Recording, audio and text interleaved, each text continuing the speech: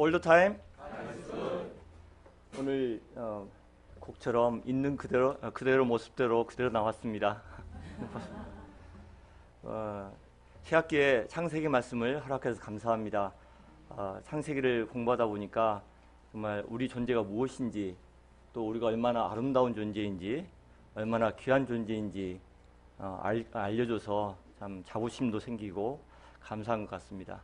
제가 창세기를 통해서 저희 자신들을 귀하게 여기고 또 아름답게 여기고 주위 사람들 사랑할 수 있기를 간절하게 기도합니다.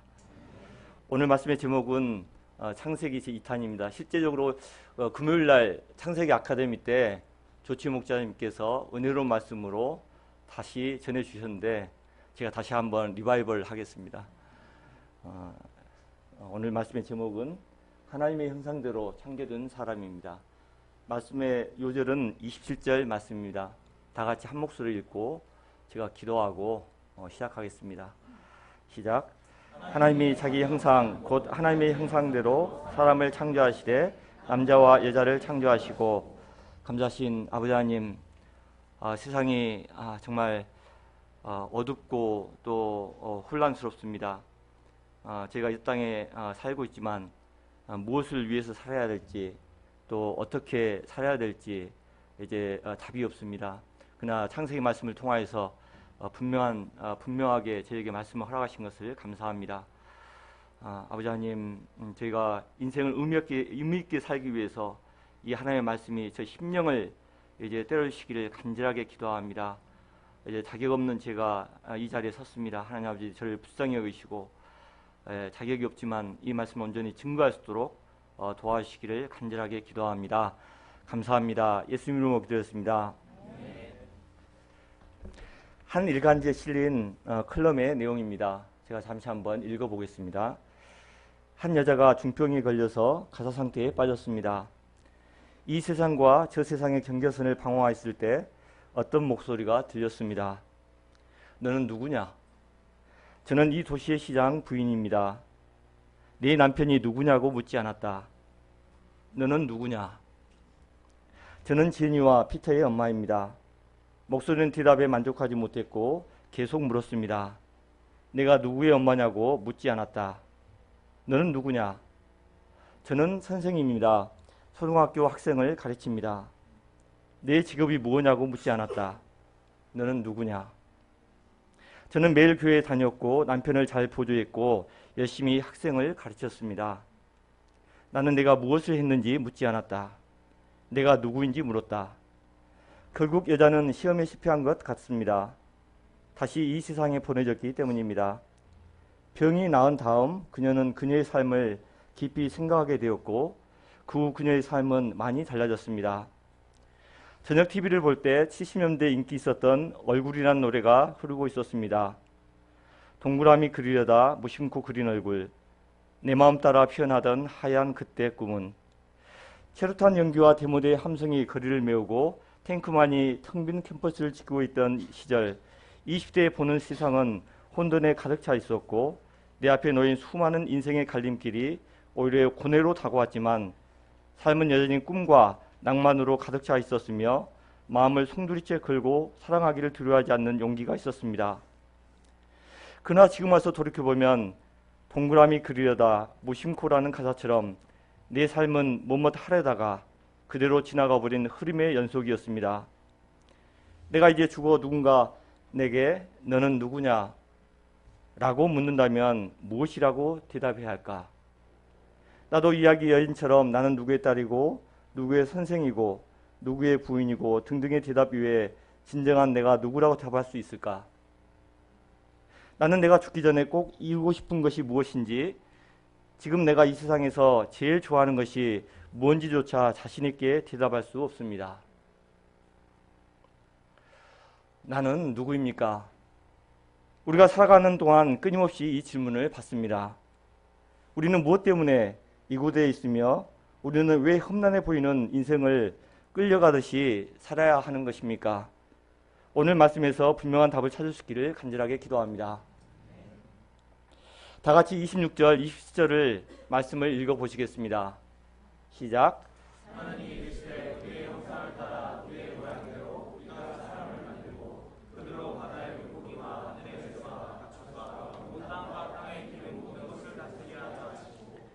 하나님이 자기 형상 곧 하나님의 형상대로 사람을 창조하시되 남자와 여자를 창조하시고 하나님이 사람을 만들기 전에 자연세계를 창조하실 때는 특별한 준비 과정 없이 바로 명령만 하셨습니다.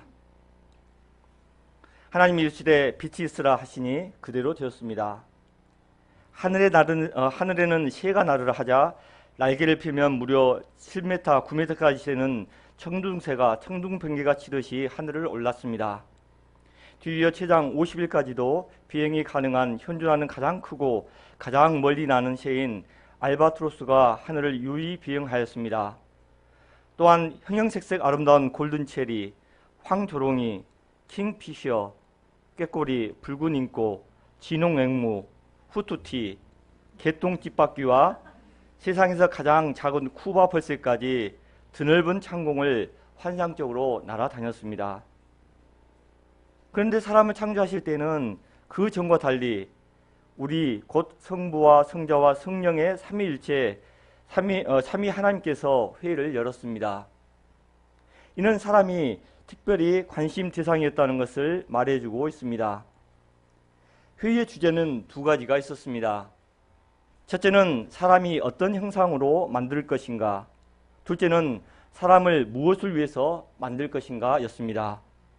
결론은 첫째는 성부와 성자와 성령이 공유하고 있는 하나님의 형상을 따라 만드는 것이었습니다. 둘째는 모든 생명체에 대한 통치권을 부여하여 다스리게 하는 것이었습니다. 하나님의 형상이란 무엇을 말하는 것입니까? 영어로는 Image of God, God's likeness, 독일어는 Das Bild des Gottes. 되게 좀 험악한, 발음이 좀 험악하죠. 등으로 번역되어 있습니다. 사람들은 우리의 육체가 하나님의 형상이라고 생각하기도 합니다. 그럴 수도 있습니다. 그러나 하나님은 시간과 공간을 창조하신 분으로서 그 너머에 계시는 초월적이고 무세부조하시고 온 우주에 충만하신 분이 되십니다. 그래서 한 신학자 장 칼뱅인데 그는 하나님의 형상을 Glory of God, 곧 하나님의 영광이라는 개념으로 설명하였습니다. 곧 하나님의 형상은 온 우주 만물에서 빛나는 하나님의 영광이라는 것입니다. 그는 이러한 하나님의 영광이 온 우주 만물 중에서도 특히 우리 인간에게서 가장 빛나며 인간의 전체 구조 가운데서도 육체보다는 영혼에서 하나님의 형상이 더 밝게 빛난다고 하였습니다. 먼저 인간은 하나님과 소통하는 존재입니다. 그렇기 때문에 하나님의 형상을 가진 인간은 예배하고 기도합니다. 이것은 인간만이 가지는 특권이며 행복입니다. 하나님의 형상은 지상에서 하나님을 대신하는 왕의 통치 기능을 염두에 둔 표현입니다. 하나님의 형상대로 창조됨으로써 땅에서 인간의 역할은 하나님을 대신하게 됩니다. 인간은 하나님이 창조한 세계 위에 임명된 왕입니다. 왕은 하나님의 대제자로서 하나님이 창조하신 세계를 관리하고 돌보는 권한과 책임을 위임받았습니다. 고대에는 왕들만이 신의 아들로 인정이 되었습니다. 애굽 18왕조 라호렙의 비문에는 신이 너를 자기의 모상으로 세웠다라고 기록하고 있습니다. 바로는 태양의 신은 나의 아들이라고 말합니다. 중국 황제는 뭐라고 합니까? 천자라고 합니다. 당군도 환웅과 웅녀가 결혼해서 태어났다고 합니다. 그래서 왕들은 신의 형상을 한 특별한 존재로 인정받았습니다. 그런데 창세기 1장 26절은 무엇이라고 말합니까? 모든 인간이 하나님의 형상대로 창조된 존재라고 가르쳐줍니다. 이 말씀은 출애굽한 이스라엘 백성에게는 충격적인 말씀이었습니다. 그들은 오랫동안 애굽에서 노예로 비참하게 자신들을 평가절하하면서 살아왔습니다. 바로와 노예 백성 이스라엘은 본질적으로 다른 존재라고 생각했습니다. 그런데 이스라엘 백성은 모두가 하나님의 형상을 가진 왕적인 존재라는 것을 알려주고 있습니다. 이로써 그들은 자신의 존재를 자각하고 왕같은 제사장으로서 살아가도록 하였습니다. 하나님의 형상은 참 지식, 거룩함, 사랑, 정의, 진실 등과 같은 내면적인 속성을 포함합니다. 인간은 하나님의 형상을 따라서 이성적이며 도덕적이며 영적인 존재로 지음을 받았습니다. 이성적인 존재이기 때문에 추리하고 분석하고 종합할 수 있습니다. 창조적인 지능을 가지고 진보된 문명을 만들어가고 있습니다.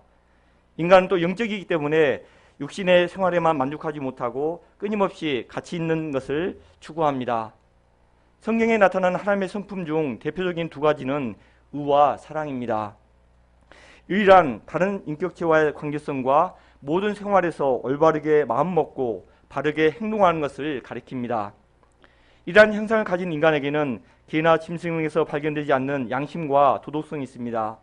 의와 함께 하나님의 형상을 대표하는 성품은 사랑입니다. 성경은 하나님을 사랑 그 자체로 표현합니다. 하나님은 사랑이시라. 다시 말해 사랑이 하나님의 다른 이름입니다. 여기서 말하는 사랑은 아가페로서 자기를 희생하여 타인을 살리는 것입니다. 이 사랑은 예수님께서 이 땅에 오셔서 보여준 사랑입니다. 예수님은 피곤한 중에서도 밤늦게까지 각종 병든 많은 사람을 고치시며 하나님의 나라를 전파하셨습니다. 거라사인, 세리, 가늠하다 현장에 잡힌 여인 등 냄새나는 죄인들을 다 영접하여 주셨습니다. 이기던 제자들을 오래 참고 겸손하게 낮아져 그들의 발을 씻어 주셨습니다. 그리고 끝까지 온유하며 사랑으로 섬기셨습니다. 자기의 육을 굳지 아니하시고 죄인들을 위한 대속 제물로 자신의 생명까지 십자가에 내어 주셨습니다. 우리가 이 하나님의 형상대로 지음을 받았다는 사실을 인식할 때 자신에 대해서 존재감을 가질 수가 있습니다. 실제로 사람들은 다른 사람들과 자신을 비교하고 열등감과 우월감에 빠집니다. 신체적인 조건, 학벌을 또 직업을 비교합니다. 어릴 때부터 계속 비교 우위를 차지하기 위해서 끊임없이 경쟁을 합니다. 그래서 우위에 서면 교만해지기도 하고 처지면 열등감에 찌들어 살기도 합니다. 그러나 인간은 하나님의 형상으로 창조되었기 때문에 자존감을 가질 수 있고 사람의 눈치를 보지 않고 자립적인 인생을 살 수가 있습니다. 자신도 귀하게 여길 뿐만 아니라 다른 사람도 귀하게 여길 수가 있습니다. 이것이 바로 우리 인간의 행복의 비결입니다. 호남신학교 앞동산에는 성수사님들의 공문 묘지가 있습니다.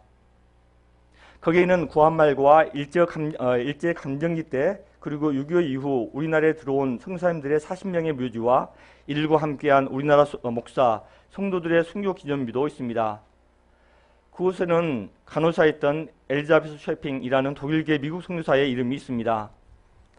이분은 32세에 우리나라 선교사로 들어와서 전라도 일대를 말을 타고 한 달을 돈 후 이런 글을 썼습니다. 이번에 만난 여성 중 500명 중 이름이 있는 사람은 10명뿐이다. 1921년 조선 여성들은 큰 년이, 작은 년이, 개똥이, 소똥이 어멈 등으로 불린다. 이들에게 이름을 지어주고 글을 가르쳐주는 것이 나의 가장 큰 기쁨이다. 당시 조선 여인들은 메시와 촌들 속에서 자신을 가치 있는 존재로 여기지 못하고 이름도 없는 비참한 존재였습니다. 그러나 셰핑 선교사가 이름을 지어주고 귀하게 여겨주었을 때 눈물을 흘리며 감동을 하였습니다. 당시 우리나라는 가난은 이루 말할 수 없었고 전염병으로 병자가 넘쳐나고 있었습니다. 그들에게서 눈과 마음을 뗄 수 없었던 그녀는 서양식 삶을 고수하던 여러 선교사와 달리 자기의 이름도 자기의 이름의 소리를 따서 서서평이라고 바꾸고 한복을 입고 된장국을 먹으며 헐벗은 사람들 속으로 들어갔습니다. 그때 선교사에게 주어진 하루 식비는 3원이었는데 셰핑 선교사는 10전으로 허기를 채우고 나머지는 어려운 사람을 위해서 썼습니다. 거린을 데리고 와서 씻기고 옷을 사입히고 나환 작업을 한 아이를 수양 아들로 삼았습니다. 그렇게 데려다 키운 아이가 14명, 이들을 다 교육시키고 또 결혼시키고 잘 살게 해 주었습니다. 또한 아이를 낳지 못하고 쫓겨난 오갈 데 없는 여인 38명도 거두어서 보살폈습니다. 그녀는 여성을 위한 전도 부인, 바이블 우먼 양성학교인 2일 성경학교를 세워 초대 학교장으로 성경을 가르쳤습니다. 이 학교가 지금은 전주 한일장신대입니다. 베사라 선교사님 한때 이 성경학교의 교장으로 일하기도 하셨습니다. 그리고 셰핑 선교사는 간호학교도 세웠는데 광주시 양림동의 기독간호학교이고 후에 대한간호협회 전신이 되었다고 합니다. 그녀는 1934년 강냉이 가루 2홉, 현금 7전, 반쪽짜리 담요를 남기고 처녀로서 결혼도 하지 않고 22년을 헌신하고 풍토병과 영양실조로 세상을 떠났습니다. 그녀는 죽으면서도 자기 시신을 헌신하고 고용용으로 사용하라고 유언하였습니다. 그때 그녀의 나이가 한국 나이로 55세였습니다. 이분의 장례 행렬에는 천여 명이 따라가면서 어머니, 나의 어머니 하고 오열하였다고 합니다. 그녀가 한 말 중에 성공이 아닌 섬김이다 라는 말이 성공만을 위해 사는 우리들에게 큰 울림을 주고 있습니다. 이분의 묘지가 있는 호남신학교 구면묘지에는 지금도 끊이지 않고 누군가 꽃을 갖다 놓는다고 합니다. 서사평 성사는 사람이 하나님의 형상이라는 말씀에 따라 추하고 가치 없다고 생각하는 조선 여인들 귀하게 여기고 그들을 섬겼습니다. 그리할 때 그들은 감동하고 눈물을 흘렸고 구원을 받을 수 있었습니다. 어떤 여자가 있었습니다. 그녀는 자기를 천원이라고 말하는 것을 듣고 늘 천원의 가치밖에 안 되는 인생, 가치 없는 인생이라고 생각하였습니다. 그러다가 어떤 남자가 이 여인을 얻기 위해서 1,000만 원을 투자했을 때 그녀는 몹시 행복해하였습니다. 왜 그랬을까요? 사람들은 누구나 세상에서 가장 소중한 존재로 대접받을 때 행복해합니다. 우리가 그런 대접을 받을 때 행복합니다. 또 다른 사람을 이런 마음으로 섬길 때 사람을 행복하게 만들 수가 있습니다. 우리 모임의 특징은 어떤 사람이 와도 정말 소중한 특별한 존재로 대접하는 것입니다. 사람들은 대통령의 아들이라고 하면 함부로 대하지 못할 것입니다. 그런데 우리는 하나님의 형상을 지닌 하나님의 자녀, 영광스러운 존재입니다. 귀하고 귀한 존재입니다. 우리는 자신을 그리고 상대방을 귀하게 생각해야 합니다. 인간이 얼마나 뛰어나고 존귀합니까? 시편 139편 14절은 우리 존재를 신묘막측, 굉장히 어렵습니다. 신묘막측, 어미하고 기이하며 비상하에서 감히 헤아릴 수 없을 정도로 묘하다. 영어로 보면은 I am fearfully and wonderfully made. Your works are wonderful. 이렇게 묘사를 하고 있습니다. 한번 옆 사람을 한번 자세히 보세요. 얼마나 코가 예쁘고 눈이 예쁘고 얼굴이 예쁜지. 이 성경뿐만 아닙니다. 셰익스피어는 햄릿에서 인간을 이렇게 묘사합니다. 인간이란 어찌 이다지도 기막힌 걸작인가. 슬기롭고 고귀한 이성, 무한한 재능, 적절하고 훌륭한 형체와 동작, 행동은 천사 같고 이해력은 신과 같이 세계의 미요 만물의 영장이니라. 이와 똑같은 의미로 시편 기자는 이렇게 노래합니다. 시편 8편 4절 5절 이렇게 말합니다.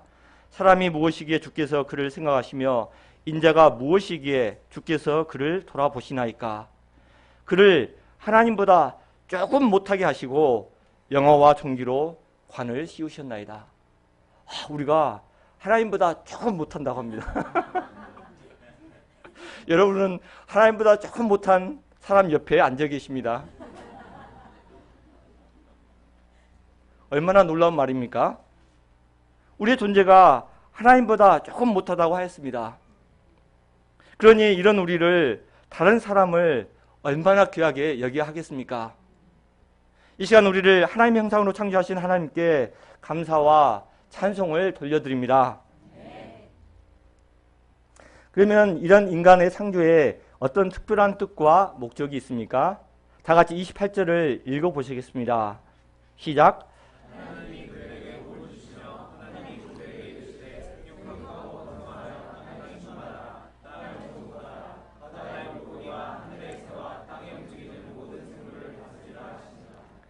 복이란 하나님이 베푸시는 은혜요 선물입니다.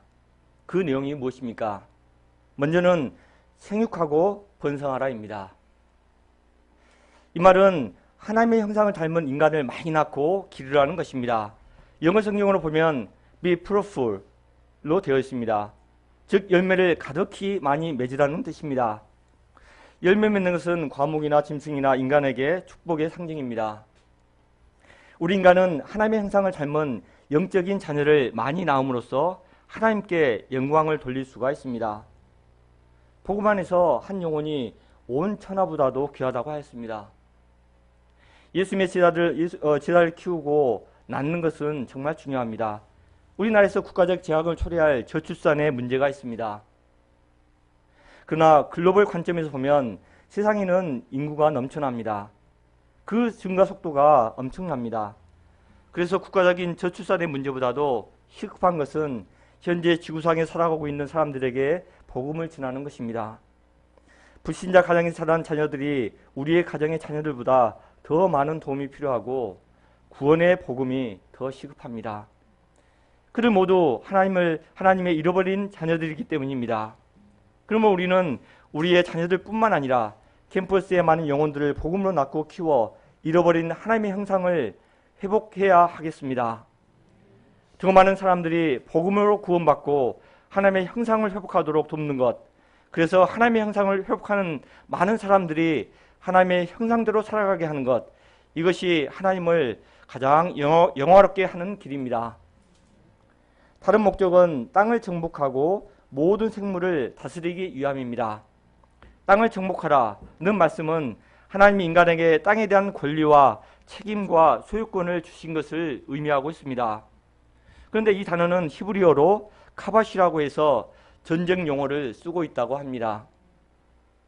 즉 땅에 대한 이 명령은 전쟁터의 군인처럼 목숨을 걸고 철저하게 수행해야 한다는 것입니다. 모든 생물을 다스리라 이 말씀은 모든 생명체들과 세상을 창조의 섭리대로 잘 관리하라는 뜻입니다. 사람은 만물의 영장으로서 다른 피조물을 다스리고 관리해야 할 사명이 있습니다. 생육하고 번성하라, 땅을 정복하라, 모든 생물을 다스리라, 이 말씀들은 하나님이 우리 인간에게 주신 사명인데 상당히 적극적이고 도전적이고 진취적인 용어들입니다. 자연과 세상은 우리가 두려워하여 굴복하고 숭배할 대상이 아니라 적극 정복하고 도전할 대상입니다. 우리가 이 말씀들에 순종하여서 더 넓은 대지로 나가서 정복정신, 도전정신을 가지고 열매 맺는 삶을 살아갈 때 우리의 삶은 살아있고 생명력이 넘치게 됩니다. 그러면 구체적으로 어떻게 하는 것이 정복하고 다스리는 것입니까? 하나님이 없어 혼돈한 마음에 질서를 세우는 것입니다. 하나님을 창조주로 인정하는 것입니다. 하나님의 형상을 가진 존재로서 정체성을 가지는 것입니다. 나를 존중하듯이 다른 사람도 그렇게 존중하는 것입니다. 하나님의 형상이 필요한 다른 사람들에게 하나님의 세계를 보여주고 회복하도록 돕는 것입니다. 무엇보다도 인생의 미래는 누구에게나 주어진 미지의 땅이라고 볼 수가 있습니다. 요즘 국내 경제를 낙관한 사람은 거의 없습니다. 2월 5일 통계청에 따르면 지난해 4년제 대학 졸업 이상 실업자는 33만 6천 명으로서 전년 33만 4천 명보다 2천 명, 0.5% 증가했다고 보도한 것을 보았습니다. 이는 2000년 교육부의 실업자 통계 집계 이후 사상 최대 규모라고 합니다. 그래서 3포 세대, 5포, 7포 이렇게 나가다가 이제는 아예 M포 세대란 말이 생겨나게 되었습니다. 시대는 갈수록 어려워지는 것 같습니다. 그런데 곰곰이 생각하면 우리 때도 그랬습니다. 각 시대는 나름대로 어렵고 힘이 듭니다. 못 살아서 힘들고 또 잘 살아도 힘듭니다. 아파도 힘들고 건강에도 힘이 듭니다. 인생이 그러합니다. 그러나 절망하면 안 됩니다. 우리에게 어려움이 앞에 놓여 있지만 이것은 하나님의 형상을 입은 우리가 개척하고 다스려야 할 대상이 됩니다. 우리에게는 필요한 것이 없는 것처럼 보일 수 있습니다. 돈도 능력도 자신감도 없을 수 있는 것처럼 보입니다. 그러나 하나님의 형상이 있습니다. 이것이 가장 고귀하고 가치 있는 것입니다. 저희가 두려움과 절망에 정복당하지 않고 하나님을 믿음으로 미래를 정복하고 다스릴 수 있기를 간절하게 기도합니다. 29절을 보십시오. 하나님은 사명을 감당한 자에게 모든 채소와 씨 가진 열매 맺는 모든 나무를 먹을 거리로 주십니다. 하나님 먼저 그의 나라와 의를 구하며 사명을 감당할 때 먹고 사는 문제를 친히 해결해 주시는 분이 되십니다. 다 같이 31절을 읽어보시겠습니다. 시작. 하나님이 지으신 그 모든 것을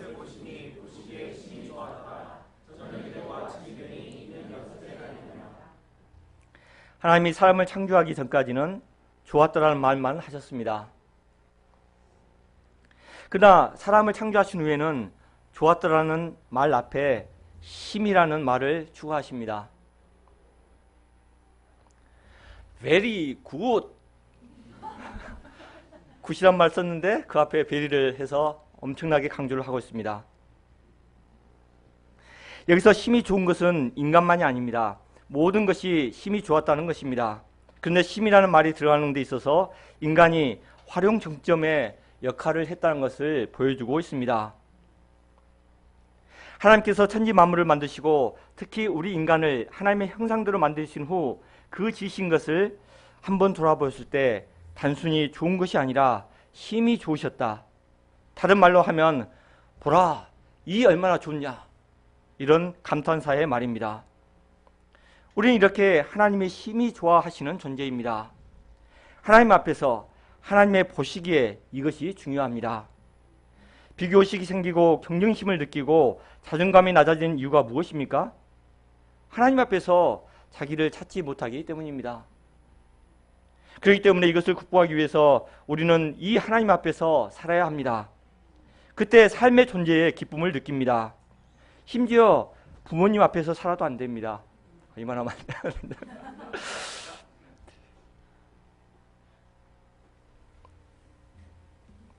저도 부모지만 가끔은 못된 존재입니다.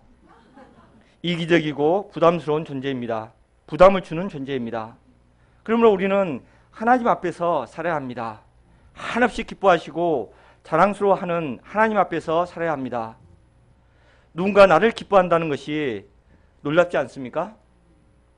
때로는 부모님도 나를 기뻐하지 않습니다. 친구들도 나를 기뻐하지 않습니다. 이때 슬프고 마음이 아픕니다.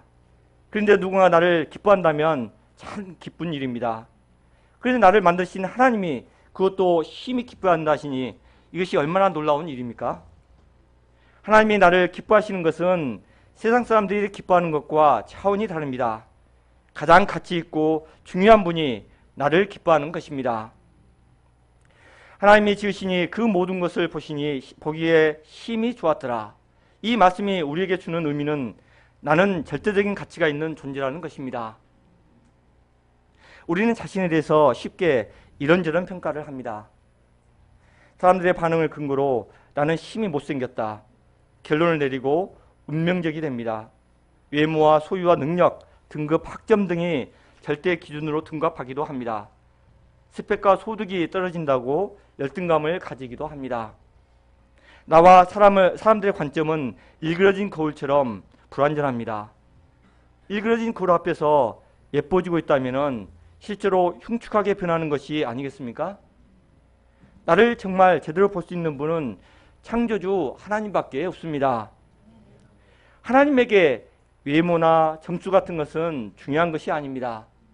팔다리가 없어도 아무런 문제가 없습니다. 하나님은 그에게서 자신의 형상이 있는지 보십니다.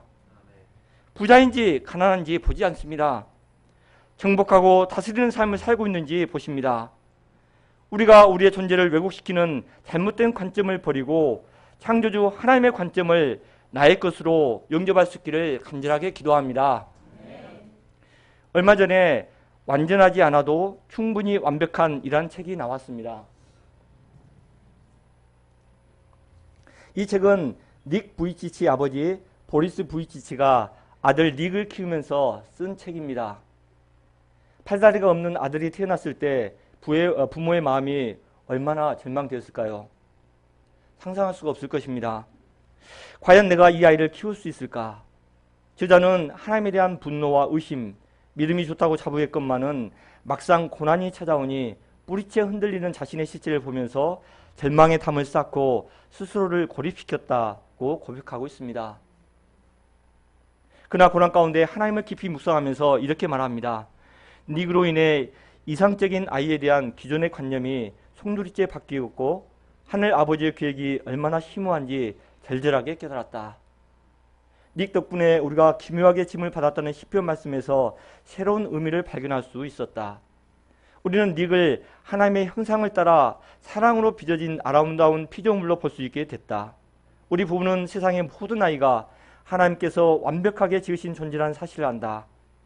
이 진리에 눈을 뜨기까지 셀 수 없는 많은 밤을 눈물로 지새워만 했다.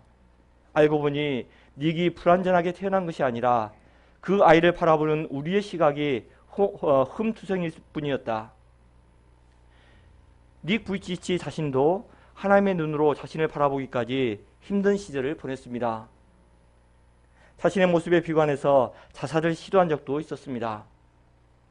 그러나 부모님의 헌신적인 사랑과 하나님을 인격적으로 만난 후 그의 자신은 완전히 달라지게 되었습니다. 닉은 아버지의 책 서문에 이렇게 썼습니다. 세상의 잣대로 불완전할지 모르나 하나님께 완벽하게 지음받은 아들들은 자라나서 완전하진 않아도 충분히 완벽한 아버지들이 된다. 그런 의미에서 우리 아버지만큼 좋은 아버지가 되는 것이 나의 간절한 소망이다. 닉 부이치치나 그의 아버지나 처음에는 무척 힘들었다고 고백하고 있습니다. 그러나 하나님의 눈으로 아이를 바라보고 자신을 바라보고자 애쓸 때 소망을 발견하고 믿음을 심었습니다. 닉은 이제 희망을 전하는 희망의 전도사가 되었습니다. 우리 모두는 그 누구와도 비교할 수 없는 힘이 기쁜 존재입니다. 하나님이 기뻐하셨는데 내가 왜 슬퍼합니까? 그럴 수는 없습니다. 우리도 기뻐하고 감사해야 합니다. 내게 주신 장점을 힘써 개발해야만 합니다. 그때 우리도 창조적인 인생, 위대한 인생을 살 수가 있습니다. 하나님의 힘이 기뻐하셨다는 말은 나를 향한 하나님의 사랑이 내 존재의 의미가 된다는 것을 말하고 있습니다. 사람에게는 인생의 의미가 필요합니다. 살만나게 하고 내일을 기대하게 하는 그 어떤 이유가 필요합니다. 고대생들은 대체로 입학할 때까지 모범생으로 인정받고 살았을 것입니다. 그러나 일단 입학 후에는 이를 유지할 수가 없습니다. 높은 목표를 잡는 분도 있지만 대부분 나를 나답게 하는 각자의 인생의 의미를 찾아서 흩어지게 마련입니다. 어떤 분들은 갑자기 불량 학생으로 자리매김하게 됩니다. 내가 얼마나 망가지는 삶을 살고 있는지 자꾸 말하기도 합니다. 어떤 분은 옷으로, 어떤 분은 머리 색깔로, 어떤 분은 주량이나 신변 잡기로 차별화를 시도합니다. 사람들의 반응이 있는 듯하지만 곧 사랑과 관심은 바닥이 드러납니다. 나만을 사랑해줄 애인을 만나려고 하다가 서로에게 실망하고 상처를 주기도 합니다. 친구들이 불러줘서 기쁜 마음으로 나가봅니다. 그런데 모두들 나보다 예쁘고 집안 좋은 친구들만 보고 있는 것 같아서 마음이 기쁘지 않고 쓸쓸합니다. 돌아오는 길이 외롭고 슬픕니다. 그러면 우리가 부러워하는 예쁘고 잘난 친구들은 정말 행복할까요? 이런 외적인 것을 이루면 사람들의 사랑도 잃어버릴까 봐서 전전긍긍하는 경우가 굉장히 많습니다. 저 사람들이 나를 정말 좋아하는 걸까? 나의 능력만 원하는 게 아닐까? 내 능력이 사라지면 어떻게 되는 거지? 능력을 빼면 나는 뭐지? 공허함에 시달리게 됩니다. 그러므로 우리는 근본적으로 사람들 앞에서 살아서는 안 됩니다. 사람들의 인정과 칭찬을 구하고 이성의 사랑에 만족을 구하는 것은 정말 어리석은 짓입니다. 어리석은 짓입니다. 우리는 근본적으로 하나님 앞에서 살아야 하는 존재입니다. 그때 진정으로 의미가 있고 행복한 인생을 살 수가 있습니다. 하나님 앞에서 하나님의 영광을 위해서 하나님이 보시기에 힘이 좋은 삶, 하나님께 영광이 되는 삶을 살아가는 인생이 되어야 합니다. 이때 우리는 우리를 얽매이는 모든 것에서 참된 자유와 기쁨과 평화를 누릴 수가 있습니다. 전라도에 우리나라에서 가장 가난했다는 3성이 있습니다. 그 성이 장성, 보성, 곡성입니다. 그 중에 3성 중에 제일이 곡성입니다. 저는 곡성 가난한 곳에서 태어났습니다. 제 이름은 갈렙이지만은 실제 이름은 이경련인데 제가 태어났을 때 제 태어났을 때 6남 1녀 막내로서 부모님은 자식 그만 태어나라고 이름을 막동이라고 지었습니다. 중학교 때 법원에서 이름을 고쳤습니다. 엄마는 우스갯소리로 다리 밑에서 주워왔다고, 또는 나를 낳지 않기 위해서 쓰리쓴 장을 먹고 높은 곳에서 뛰어내리셨다고 하셨지만은 그것은 제게 알게 모르게 상처가 되었습니다. 저는 저를 무가치하게 생각했습니다. 고등학교를 광주에서 유학하였는데 잘나고 부유한 애들과 비교할 때 너무 자존심 상하고 열등감이 들었습니다. 또 내면의 정욕으로 자유와 음란물로 부끄러워서 얼굴을 들 수 없어서 고개를 숙이고 땅을 보고 다녔습니다. 내면은 항상 어둡고 무엇을 해야 할지 몰랐습니다. 은혜로 고대에 들어왔지만 잘난 친구들 앞에서 주눅만 들었습니다. 그런데 학기 초 말씀 공부를 하였는데 창세기 1장 31절 이 말씀이 제게 새로운 세계로 인도하였습니다. 내가 어떤 죄인인지 알게 되었을 때 제 어둡던 가치관이 조금씩 변하게 되었습니다. 그리고 지금까지 이 가치관을 마음에 새기고 살게 되었습니다. 이 가치관을 배경으로 살 때 의미가 있었고 어떻게 살아야 하는지 알고 실천하게 되었습니다. 지금까지 이 믿음 위에서 30년을 살아왔습니다. 돌이켜보면 여러 가지 문제 가운데서도 하나님의 형상을 가진 귀한 존재라는 가치관 위에 삶을 산 것이 큰 축복이고 행복이었다는 것을 고백하지 않을 수가 없습니다. 하나님의 형상을 가진 귀하고 하나님의 형상을 가진 삶은 귀하고 아름답고 가치가 있습니다. 나를 행복하게 하였습니다. 그렇기 때문에 이 가치관 위에 여러분들도 행복한 삶을 살기를 간절하게 소원합니다. 결론입니다. 우리는 인생을 어떻게 그려가고 있습니까? 앞에 나온 얼굴이란 노래처럼 그리려다 무심코 그려나가고 있지는 않습니까? 오늘 말씀은 우리가 어떻게 그려야 하는지 분명하게 말씀하고 있습니다. 우리 인생은 하나님의 형상이요 사명을 가진 하나님이 심히 기뻐하신 귀하디 귀한 존재입니다. 그런데 우리가 나를 알고 목적도 알고 있어도 그대로 살지 않는다면 아무것도 아닙니다. 중요한 것은 알면 그것을 인생을 통해서 실천해 나갈 때 행복할 수가 있습니다. 헝가리 소설가 산도르 마라이가 쓴 소설 열정에는 나는 누구인가 라는 중요한 질문에 대한 전 생애로 대답해야 한다며 이렇게 말하고 있습니다. 중요한 문제들은 언제나 전 생애로 대답한다네. 그동안 무슨 말을 하고 무슨 원칙이나 말을 내세워 변명하고 이런 것들이 과연 중요할까? 결국 모든 것의 끝에 가면 세상이 끈질기게 던지는 질문에 전 생애로 대답하는 법이네. 너는 누구냐? 너는 진정 무엇을 원했느냐? 너는 진정 무엇을 할 수 있었느냐? 이런 질문에 대한 우리의 대답은 전 생애로 대답하는 법이네. 제가 기도하고 마치겠습니다.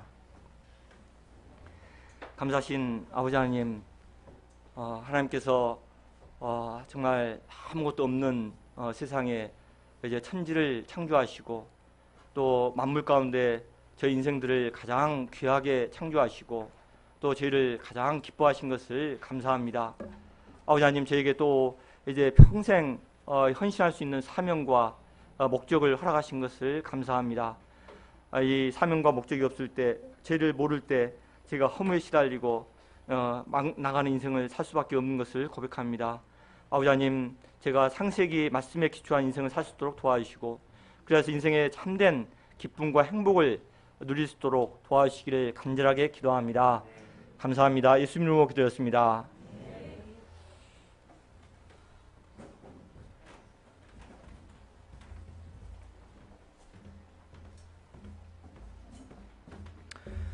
다음